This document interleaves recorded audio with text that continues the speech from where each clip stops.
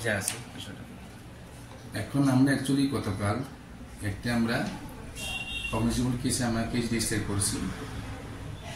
বিষ্ণুমূল্য case number হচ্ছে 19 number, আর আইনের section হচ্ছে 85/108 বিএনএস। আর সে হচ্ছে মেয়ের যে বড় ভাই অমৃত কুমার দেববর্মা, সে একটা কমপ্লেন করেছিল গতকাল, সেটা ধর্তব্য যে অপরাধ। আর এই যে অপরাধমূলক ঘটনার ব্যাপারে আমরা একটা কেস রেজিস্টার করেছি।